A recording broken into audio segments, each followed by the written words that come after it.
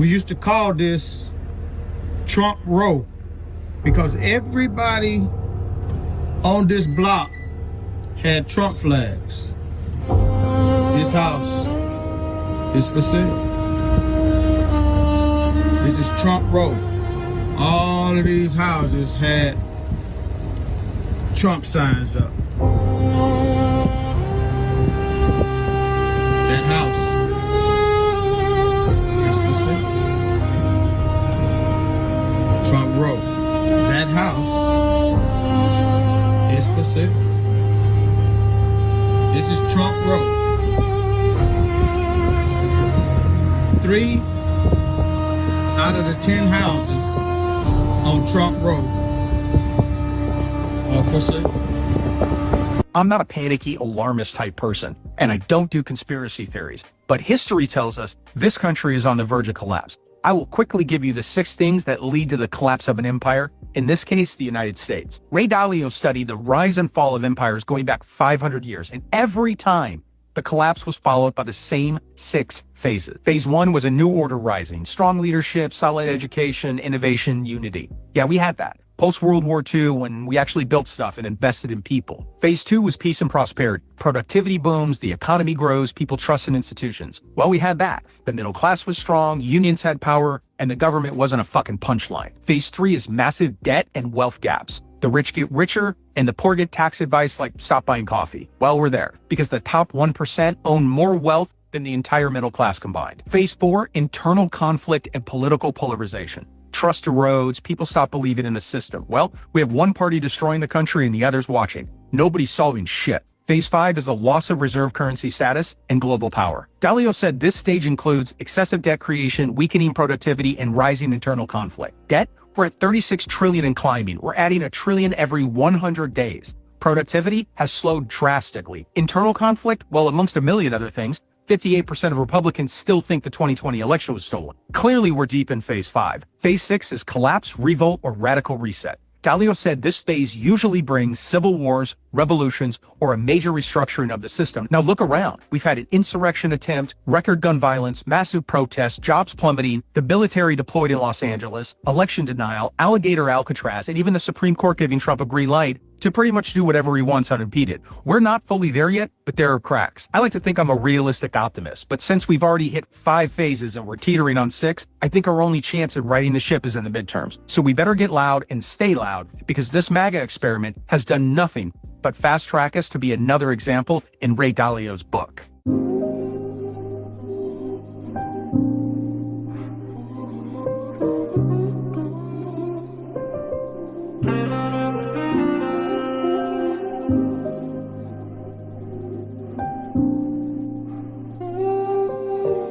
I think America is at the end of its lifespan. Every empire falls. I think we're about to self-implode. I think there's about to be massive chaos. Every empire throughout time thought they would never fall too. You think the Romans at the peak of the Roman Empire thought it wouldn't fall? We are the Romans right before Rome collapses. Like, oh, we'll never fall. We're America. We're arrogant. You know, nothing can happen. There's stories like this in the holy books too. They thought, oh, we'll never fall. We're Bro, look at the UK. Pharaoh of Egypt, you know? The UK used to own what, like 1/3 of the globe? Yeah. 1/3 of the globe. Now they have one little ass island where they fly LGBT flags higher than their own. And the most born child name is Muhammad.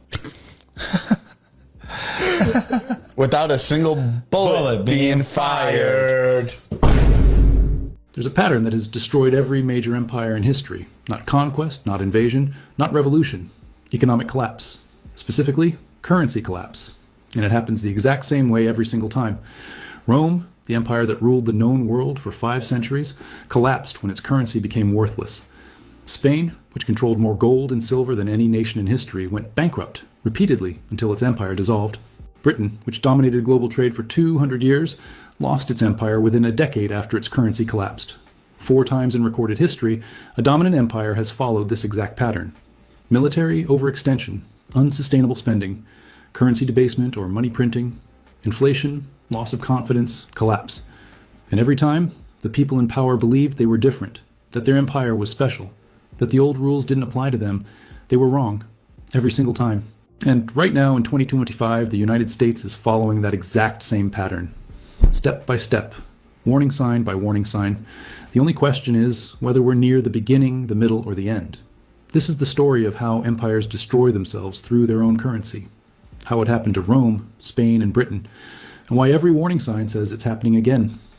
Let's start with Rome, the empire that dominated Europe, North Africa, and the Middle East for over 500 years. At its peak, Rome controlled 60 million people across 3 continents. Its military was unmatched. Its infrastructure was the most advanced on Earth. Its currency, the denarius, was trusted everywhere, from Britain to Egypt. The denarius was a silver coin introduced in 211 BC. It contained about 4.5 grams of pure silver. For centuries, it held its value because the Roman government maintained its purity. When you received a denarius, you knew exactly what you were getting.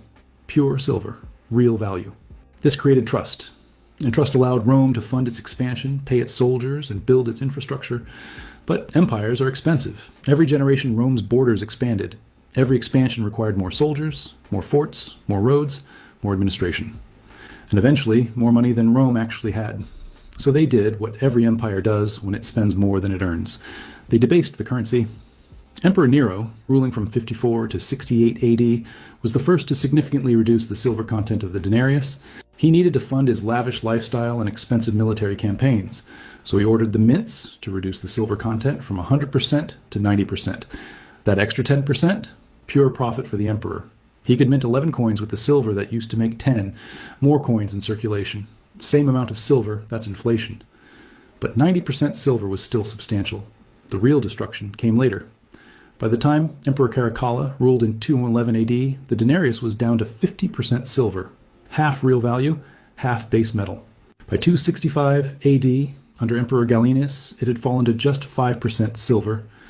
A coin that was once pure silver was now 95% worthless metal with a thin... The United States is an empire in decline. And if you look back over the past 100 years, the lessons of history are pretty clear. Declining empires suffer from 2 things. One, they suffer from what's called micro-militarism abroad. They send troops abroad. In their flailing decline, thinking that some form of military intervention will recapture the global power that is slipping away from their hands.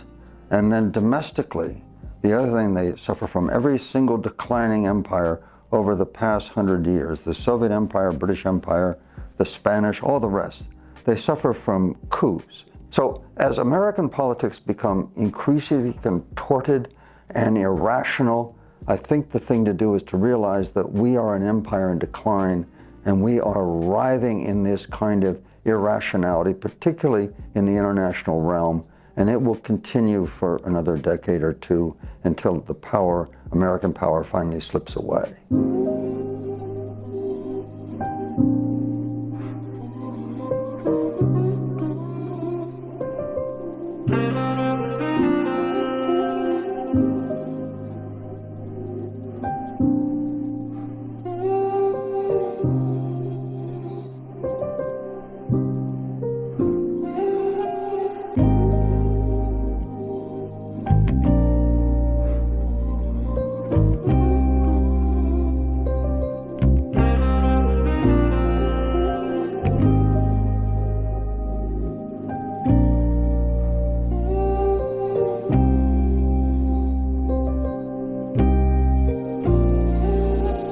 Does anybody else just feel like this country is on a path to being totally collapsed? New data showed that this was the worst January for workers since 2009. The collapse has already begun. We're just not supposed to notice. This country is going to descend into absolute chaos.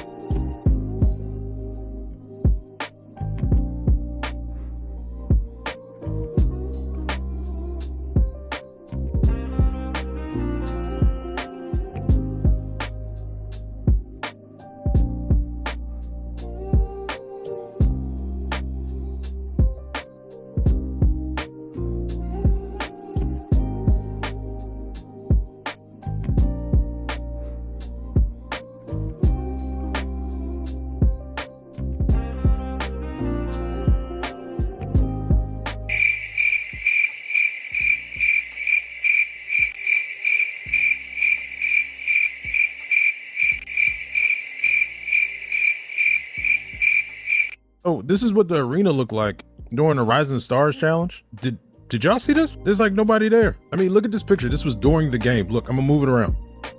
Look, there's nobody there. They have like flashing lights in the seats to make it appear as if like people are like on their phones, I guess. To make it look like the seats are full of people. Look at this picture. This is when VJ Edgecombe won MVP in the Rising Stars game. There's nobody there, bro. Like, look, right here in this little area, bottom left to the left of Derek Queen. And they have the nerve to put lights on the seats to make it look like it's people. I didn't notice because I never leave the fucking house. But the ticket prices for All-Star Weekend are significantly higher than they were last year. As if people are making more money. Like, even if you could afford a $2,000 ticket, would you really want to pay it for the product that the NBA's putting out now? Bro, listen to how crazy this is. I do this shit for a living. I had no idea that Damian Lillard had already won the 3-point contest. The shit started at like 5 p.m. and I'm not the only person that missed it. Plenty of people missed it. And the reason being is the Olympics. I didn't know that the NBA takes a back seat to the Olympics. I didn't know that. So they were forced to air everything earlier, just like they're doing today. Look, here you go. If you didn't know, you're probably going to miss it. The All-Star game is today at 5 p.m. The NBA has a really big problem, and they're trying to pretend as if they don't have a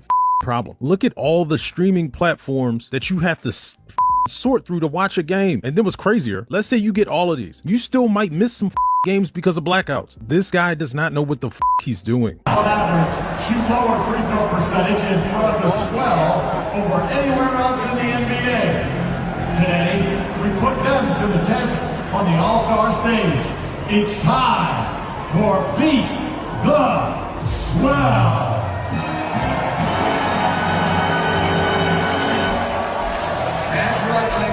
This is not good. The NBA has a serious fan engagement and fan interest problem. They can dim the lights on the audience and they can use LED lights to make it look like people are in those seats, but it's very obvious the arena is empty. And it starts with the players' effort. The players don't care and the league doesn't care. And until they start caring, the fans won't. So they need to fix this. Like this intensity early. Jokic got the deflection out of bounds. Look at Barack. President Barack Obama.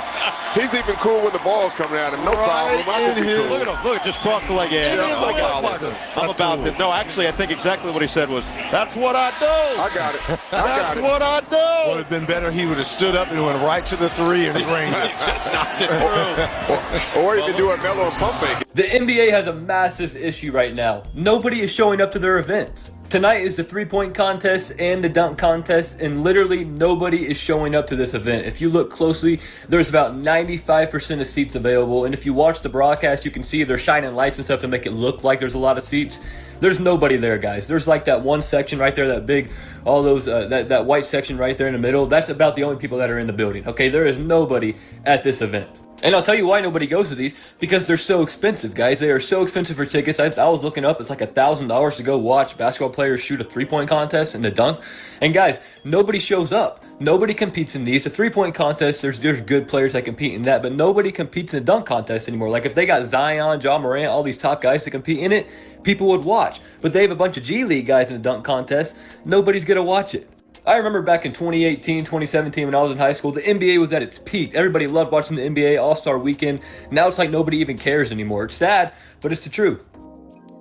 2026, there was another disappointing NBA All-Star. This year it was held in LA. The television schedule was different from previous years. Everything was a lot earlier and folks didn't get the memo. And let me tell you, whenever these conversations come up, no one ever addresses another major root cause outside of how soft the game is, stars missing games, and a lot of other grievances. Yeah, you have celebrities showing up to sit courtside, but why is everyone else ignoring the games? Most people would agree lack of competition is a problem. They certainly have a talent issue, and that's where the conversation normally ends. But you have to go deeper than that. The truth is, for a while now, the NBA, they've been doing everything they can to tap into the international market, erasing American talent little by little, and American fans that made the league successful in the first place. They've been drafting more and more players from overseas, and even their domestic players. They seem to be a watered down version of the Black American men that competed for decades. They're coming from some sort of immigrant background, like Hispanic or some mixture, and the game lost its appeal. Nobody knows these people. They don't want to know these people, and I place all the blame on the commissioner because he thought he could replace Black American players in large numbers with melanated players from other countries, hoping the spark, the energy, the star power will also transfer. But it it didn't. They've gone from a few immigrants to a league filled with them, and only 2 or 3 of them have appeal. But that appeal still doesn't rival Dr. J, Michael Jordan,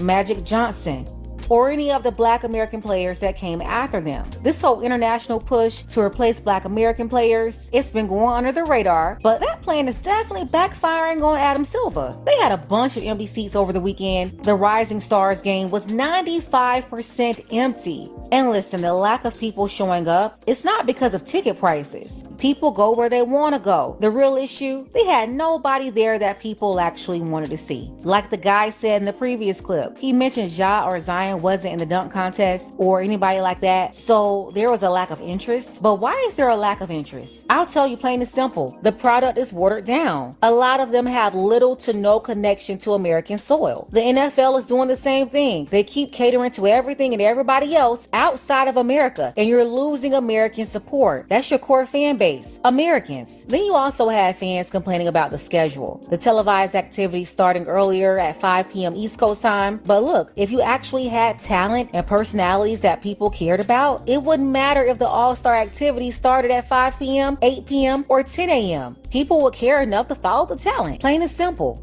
Troy Dan said, "This got to be the worst NBA All-Star weekend in history. Zero hype in the middle of the afternoon. What are we doing?"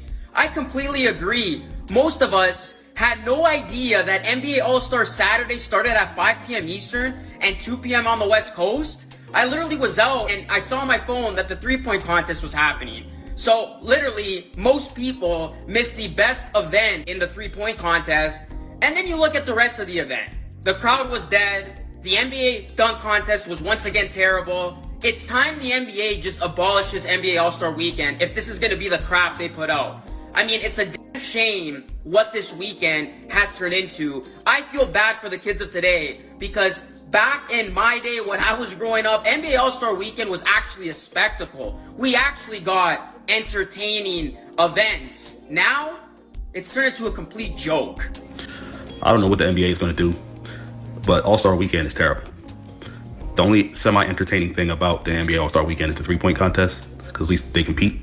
The dunk contest, pretty much everything's been done, and the guys that do it aren't really the top guys. The star players used to actually compete in it. You know, Kobe, Jordan, Dominique Wilkins, Vince Carter, guys like that. Now you get a bunch of guys nobody's ever heard of, and they're doing dunks that have already been done. So what's the point now? And he's talking about the dunk competition. Who was in that competition that nobody cared about? Carter Bryant, no star power. Puerto Rican Hispanic roots. Jackson Hayes, watered down. Jace Richardson, watered down. I'm telling you, there's a pattern here that everybody's ignoring. And then what makes it even more frustrating is they have these professional dunkers that are actually more creative than the NBA players. Maybe they can incorporate them some kind of way to freshen it up, but I don't even think that work anymore because people are just done with it. I know I am. As for the NBA All-Star Game itself, I hate to be one of those kind of people that says back in my day, but back in my day, Magic, Bird, Jordan, Kobe, like even LeBron early in his career, they played hard and they tried. They would entertain the fans for the first couple of quarters, and then in the fourth quarter, they would actually compete to try to win the game. Now everybody just shows up to collect their paycheck and then they're out. And it's crazy, you know what I mean? But, you know, I guess that it is what it is at this point. You know, I just wanted to vent a little bit, but, you know, NBA, y'all got to figure out something. Either don't have the game at all or find some kind of way to make these dudes compete. I don't know. It is what it is. See you when I see you. Peace. The only thing it's time to do right now is cancel NBA All-Star Weekend. The product simply declines every single year and you can't get guys with name value in any of these events, and nobody simply wants to be there. It's time to let them just be at home with their families. You have current professional basketball players participating in the Celebrity All-Star Game, and you have guys like Damian Lillard who are hurt and not playing in NBA games winning the three-point contest. I mean, what is this? This is an all-time low. Once again, he mentioned it, but it was glossed over because no one is ever going to get down to the root issue. It's not about paying NBA players too much money. It's the watered down talent from watered down people that don't come from the roots. The Magic in the past was Magic. The Magic in the past was Jordan. The Magic in the past was Kobe. The Magic was Allen Iverson. These are all the Black American men from the soil of America. Them and a bunch of others. The Black American community supported these players in high school and college, except for Kobe, of course. He skipped college. But people knew who Kenyon Martin was growing up. Executing, they did right there. Uncontested slam. People knew Jalen Rose, Derrick Rose, Isaiah Thomas. They knew these people growing up. They saw them playing in high school. They grew up in the same neighborhoods with them. The talent wasn't diluted. They created trends. Now we just see the watered down replicas that got implanted into the system. They're missing something. They're missing the sauce. And no, the NBA will not get the sauce by prioritizing international basketball players to erase Black American talent. That's why there's no interest. Yeah, that's why there's no name recognition. It's over. It's time. Abolish All-Star Weekend for the NBA. It is one of the most embarrassing things any sports organization does throughout the calendar year. It is not entertaining, it isn't for the fans, and it certainly isn't for the players. It's completely embarrassing. Watching Jackson Hayes do this weak dunk and get a 44 pretty much sent me over the edge. Watered down. My point. I mean, what am I watching here? And not only that, the All-Star Weekend this weekend, on Saturday, the three-point contest and the dunk contest started around 5 to 6 o'clock East Coast time. What are we doing? I didn't even know it was on until I flicked through the channels. Abolish this weekend. Just give the players a week off or take some games off the season, because this weekend serves zero purpose. The players don't give a shit. No one interesting goes into the dunk contest. I dare you to name the 3 other contestants in this dunk contest outside of Jackson Hayes. You wouldn't be able to. Three-point contest is cool and all, but it's not enough to hold together this washed up weekend that is the NBA All-Star Weekend. The only way that All-Star Weekend can be good again is if they abolish the dunk contest, because, to be quite honest with you guys, we've seen a lot of dunks, and I don't know what dunks can be done now that are going to be entertaining. We do something different in All-Star Game. I don't know what you fixed there, but you just got to do a 1v1 tourney. That would be great television. But sadly, NBA players are too insecure and don't want to do it. So ultimately, abolish NBA All-Star Weekend and just give these players a week off, because who gives a about a dunk contest that features Jackson Hayes and a bunch of other random players?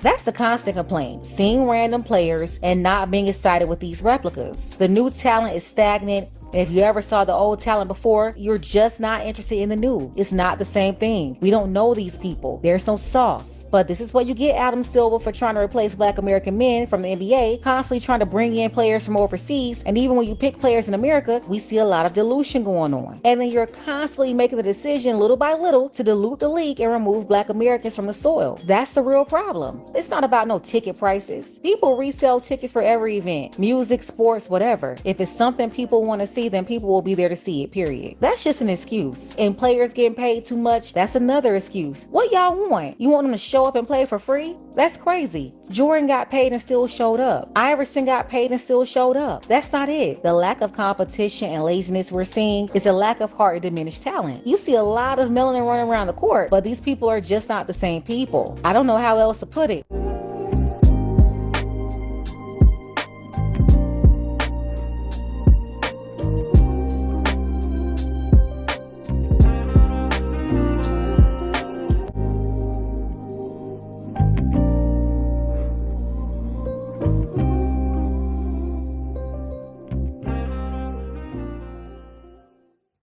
This country is collapsing.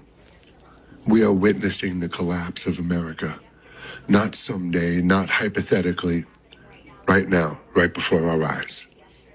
The American people have been pushed into a corner. They're being grabbed, detained, crammed into vehicles, and even murdered. There is no accountability, no consequences. Political leaders have failed us miserably and are failing us miserably. Military leadership is non-existent, and the people are being left to deal with this all alone. This isn't about parties anymore. This isn't about ideology. This is about a system that no longer protects its own citizens and no longer answers to them. The response from those in power is not solutions. This is force, it's silence, it's pretending that this can be controlled and everything will be okay.